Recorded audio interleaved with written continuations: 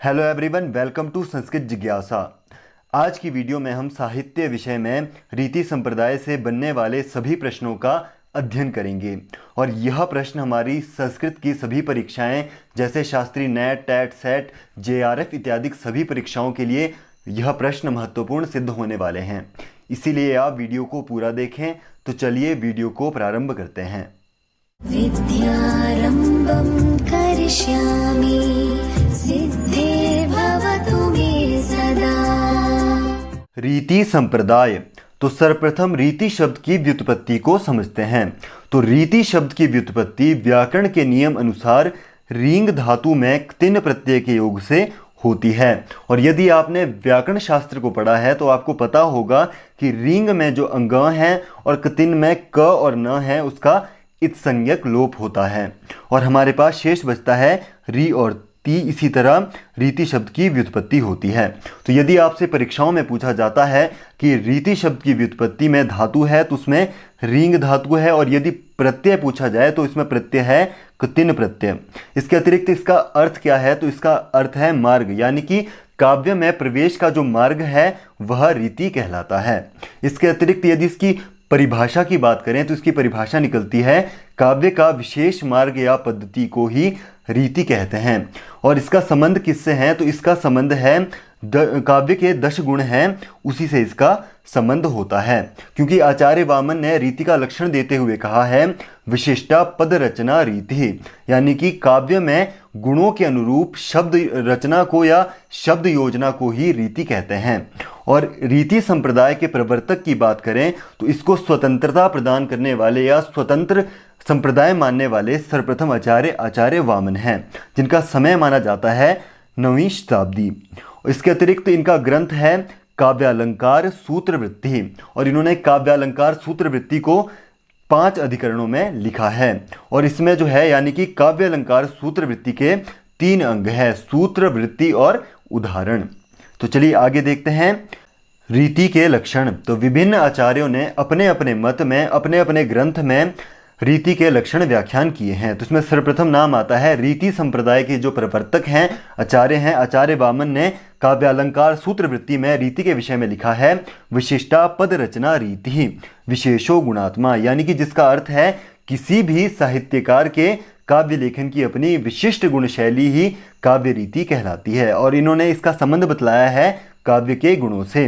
यानी कि यदि परीक्षाओं में आपसे पूछा जाए कि रीति का संबंध किससे है, तो रीति का संबंध जो है वह काव्य के गुणों से होता है, जो कि 10 गुण हमारे साहित्य विषय में काव्य के गुण बतलाए गए हैं। दूसरा आता है राजशेखर। तो राजशेखर ने लिखा है वचन विन्यास क्रमो रीति।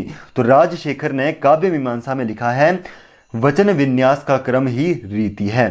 और अगला आता है विश्वनाथ। तो विश्वनाथ ने साहित्य दर्पण में लिखा है पद समघटना रीति रंग संस्था विशेषवत उपकर्त्री रसादीनाम, यानी कि पदों की संघटना का नाम रीति है और यह अंग संस्था की भांति है और काव्य के आत्मरूप रसादी का उत्कर्षवर्ती है। और इनका ग्रंथ कौन सा है? तो इनका ग्रंथ है साहित्य दर्पण में इन्होंने यह व्याख्यान किया है।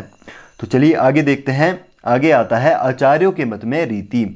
तो विभिन्न आचार्यों ने रीति की संख्या अपने अपने मत में अलग अलग बतलाई है, जिसमें सर्वप्रथम आते हैं आचार्य वामन। इन्होंने काव्यालंकार सूत्रवृत्ति में 3 रीतियां बतलाई है। कौन कौन सी? पहली आती है वैदर्भी, दूसरी गौड़ी और तीसरी पांचाली। तो यदि परीक्षाओं में पूछा जाए वामन के अनुसार रीतियां कितनी हैं, तो यह 3 है। कौन कौन सी? वैदर्भी, गौड़ी, पांचाली। दूसरे आते हैं विश्वनाथ। तो विश्वनाथ ने साहित्य दर्पण में 4 रीतियां बतलाई है, वैदर्भी, गौड़ी, पांचाली और लाटिका। यह 4 रीतियां विश्वनाथ ने साहित्य दर्पण में बतलाई है। और भोजराज ने सरस्वती कंठाभरणम में 6 रीतियां बतलाई हैं। कौन कौन सी? वैदर्भी, गौड़ी, पांचाली, लाटी, अवंतिका और मागधी। इन्होंने यह 6 रीतियां सरस्वती कंठाभरणम में व्याख्यान की है। तो चलिए आगे देखते हैं। आगे आता है आचार्य कुंतक ने रीति को मार्ग कहकर उसके 3 भेद बतलाए हैं। यानी कि जो आचार्य कुंतक हैं उन्होंने अपने ग्रंथ में, उनका ग्रंथ कौन सा है? वक्रोक्ति जीवितम। उसमें उन्होंने रीति को क्या माना है? मार्ग। और मार्ग कहकर उन्होंने 3 रीतियां हैं वैदर्भी, गौड़ी, पांचाली, उनको अलग नाम से बतलाया है। जैसे कि उन्होंने वैदर्भी रीति को सुकुमार मार्ग बतलाया है, और गौड़ी रीति को उन्होंने विचित्र मार्ग बतलाया है, और पांचाली रीति को उन्होंने मध्यम मार्ग कहा है। तो यदि परीक्षाओं में पूछा जाए कि कुंतक ने वैदर्भी रीति के विषय में क्या लिखा है, तो उन्होंने वैदर्भी रीति के विषय में सुकुमार मार्ग उसे कहा है। यदि दूसरा पूछा जाए गौड़ी के विषय में, तो गौड़ी के विषय में उन्होंने विचित्र मार्ग, और पांचाली के विषय में मध्यम मार्ग। और उन्होंने रीति को क्या माना है, तो परीक्षाओं में यह भी पूछा जा सकता है, तो उन्होंने रीति को मार्ग माना है। कौन से ग्रंथ में? उनका ग्रंथ है वक्रोक्ति जीवितम। दूसरे आते हैं आचार्य मम्मट। तो आचार्य मम्मट ने रीति को वृत्ति कहकर उसके 3 भेद बतलाए हैं, यानी कि उन्होंने रीति का जो अर्थ अपने ग्रंथ में लिखा है, उनका ग्रंथ है काव्य प्रकाश, उन्होंने वृत्ति लिखा है, और वृत्ति मानकर उन्होंने उसके 3 भेद अपने बतलाए हैं। उन्होंने वैदर्भी रीति को उपनागरिका वृत्ति कहा है, और गौड़ी रीति को परुषा वृत्ति कहा है, और पांचाली रीति को उन्होंने सुकोमला वृत्ति कहा है। तो यह भी आपने जरूर याद रखना है। परीक्षाओं में आपसे परीक्षक पूछेगा आचार्य मम्मट के अनुसार रीति है, तो रीति वृत्ति उन्होंने कहा है, और कितनी उनके अनुसार है, तो 3 है। और उन्होंने वैदर्भी रीति के विषय में लिखा है उपनागरिका, गौड़ी के विषय में परुषा, और पांचाली के विषय में उन्होंने सुकोमला वृत्ति से कहा है। तो चलिए आगे देखते हैं। आगे आता है वैदर्भी रीति। तो सर्वप्रथम इसके नाम पढ़ने के लॉजिक को समझते हैं। तो विदर्भ प्रदेश के कवियों ने इसका अधिक प्रयोग किया है, इसीलिए इसका नाम वैदर्भी रीति पड़ा। यानी कि विदर्भ प्रदेश यानी कि महाराष्ट्रियन जो हमारे साहित्यकार थे, उन्होंने इसका अधिक उपयोग किया है, इसीलिए इसका नाम क्या पड़ा? वैदर्भी रीति पड़ा है। और इसका अन्य नाम क्या बतलाया है? तो इसका अन्य नाम है ललिता, इसे कहा जाता है। और जैसे कि हमने पहले जाना कि मम्मट ने इसे उपनागरिका वृत्ति कहा है, तो यह आपने जरूर याद रखना है कि मम्मट ने काव्य प्रकाश में इसे उपनागरिका वृत्ति कहा है, और मम्मट ने रीति को क्या माना है? वृत्ति। इसके अतिरिक्त जो आचार्य भरत है, उन्होंने भी नाट्य शास्त्र में रीति को वृत्ति नाम से, संकेत मात्रक जो उन्होंने वृत्ति नाम से कहा है। तो चलिए आगे देखते हैं। माधुर्य व्यंजक वर्णों से युक्त समास रहित ललित पद रचना को वैदर्भी रीति कहते हैं, यानी कि जिसमें माधुर्य वर्णों से युक्त जो हो और समास रहित, जिसमें समास ना हो, ऐसी पद रचना को वैदर्भी रीति कहते हैं। और यह रीति, इसमें रस को समझते हैं कि इसमें कौन से रस जो है सम्मिलित होते हैं। तो इस रीति में श्रृंगार रस, करुण रस एवं शांत रस के लिए अधिक अनुकूल यह होती है। यानी कि जहाँ पर भी श्रृंगार रस होगा, करुण रस और शांत रस होगा, वहाँ पर वैदर्भी रीति होगी। जैसे कि आपने अभिज्ञान शाकुंतलम को पढ़ा है, तो अभिज्ञान शाकुंतलम में श्रृंगार रस की प्रधानता है, और श्रृंगार रस की जहाँ पे प्रधानता होगी वहाँ पर कौन सी रीति होगी? वहाँ पर वैदर्भी रीति होगी। या करुण, जैसे कि उत्तररामचरितम में, या शांत रस इत्यादि जहाँ पर भी होंगे वहाँ पर वैदर्भी रीति होगी।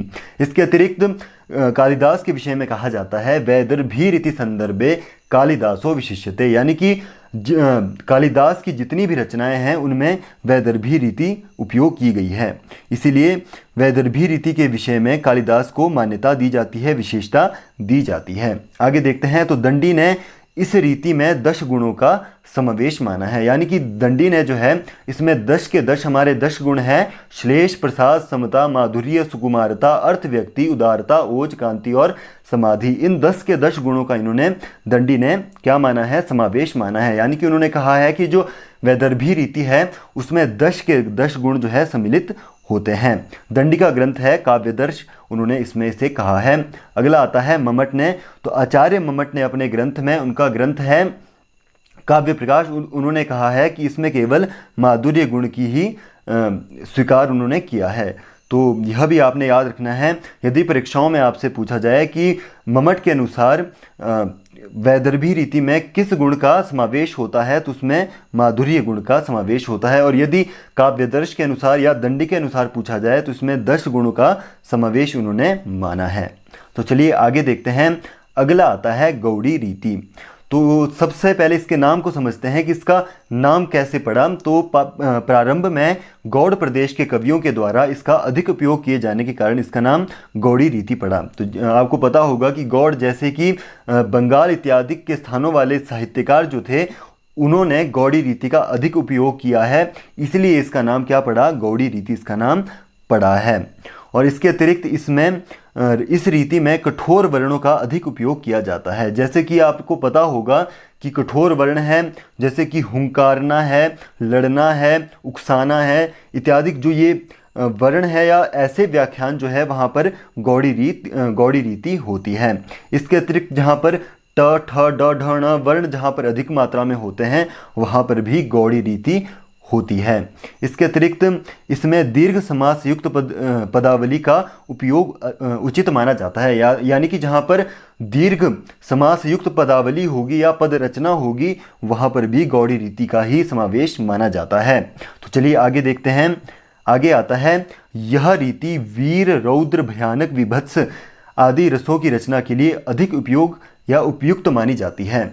तो यह आपको पता है कि जहाँ पर भी कठोर वर्ण जैसे कि लड़ना, उकसाना, हुंकारना, ललकारना इत्यादि जहाँ पर होगा वहाँ पर वीर, रौद्र, भयानक या विभत्स रस ही शामिल होगा। और ऐसा रस जहाँ पर भी होगा वहाँ पर कौन सी रीति हो जाएगी? तो वहाँ पर गौड़ी रीति हो जाएगी। यह आपने जरूर याद रखना है। आगे देखते हैं। तो इस रीति में ट वर्गीय महाप्राण ध्वनियों का अधिक उपयोग किया जाता है, यानी कि जहाँ पर ट ठ ड ढ ण ऐसी ध्वनियों का अधिक उपयोग किया जाता हो वहाँ पर भी गौड़ी रीति होगी। आगे देखते हैं। तो आगे आता है, आचार्य दंडी ने इस रीति में ओज व कांति गुणों की प्रधानता मानी है। तो यह आपने जरूर याद रखना है कि दंडी ने काव्य दर्श में इस रीति में यानी कि गौड़ी रीति में ओज और कांति गुणों का प्रधानत्व माना है या इसकी प्रधानता मानी है। तो यह आपसे परीक्षक पूछ सकता है कि आचार्य दंडी ने गौड़ी रीति में किन दो रीतियों की प्रधानता मानी है? तो उन्होंने ओज और कांति गुणों का उन्होंने प्रधानत्व माना है, प्रधानता मानी है। इसके अतिरिक्त आचार्य मम्मट इसमें ओज गुण की प्रधानता मानते हैं।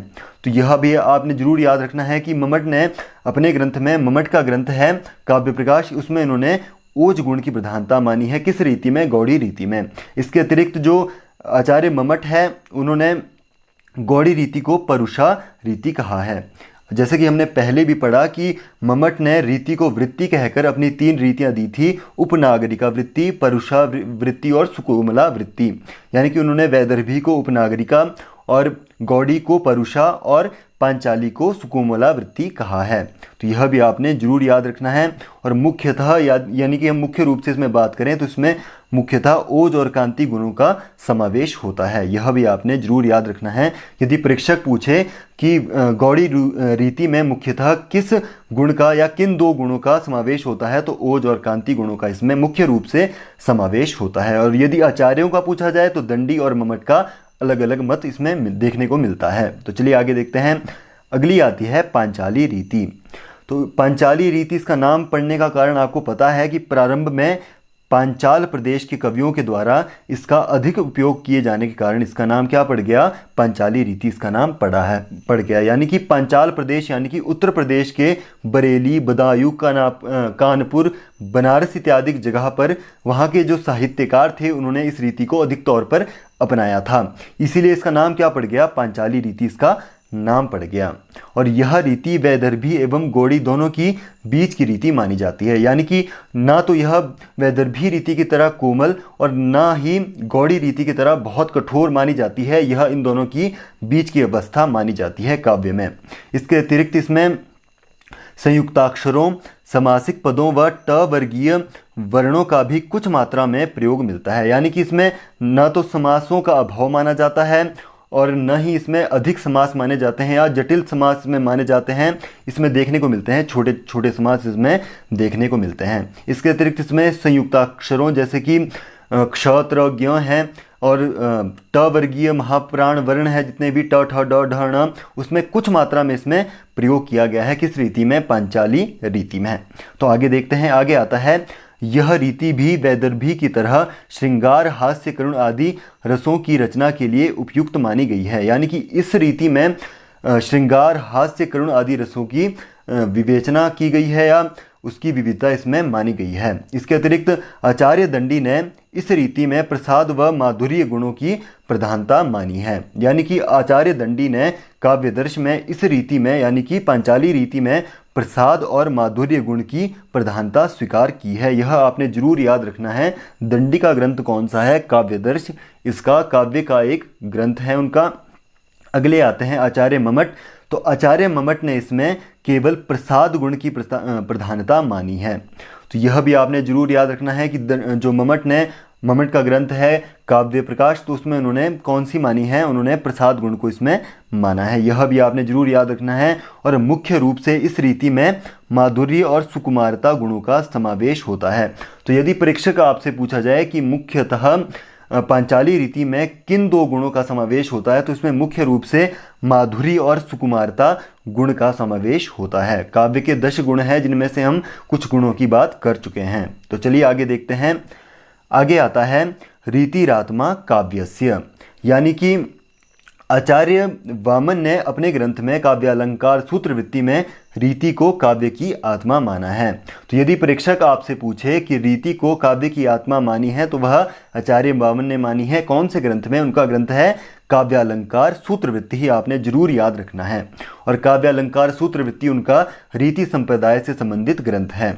अगला आता है, वामन ने गुणों की संख्या 20 मानी है, शब्दगत और अर्थगत, यानी कि वामन ने 10 गुणों को 2 भागों में बांटा है। या जैसे कि 10 गुण हैं हमारे, कौन कौन से हम पहले बात कर चुके हैं। श्लेष, प्रसाद, समता, माधुर्य, सुकुमारता, अर्थ, व्यक्ति, उदारता, ओज, कांति और समाधि। उन्होंने इन 10 गुणों को शब्दगत में भी 10 और अर्थगत में भी यही जो नाम यही रहेंगे, बस उनका अर्थ बदल जाएगा। जो शब्द में होगा वह शब्दगत होगा और जो अर्थगत होगा वो अर्थ के लिए प्रयुक्त होगा। तो यह आपने जरूर याद रखना है।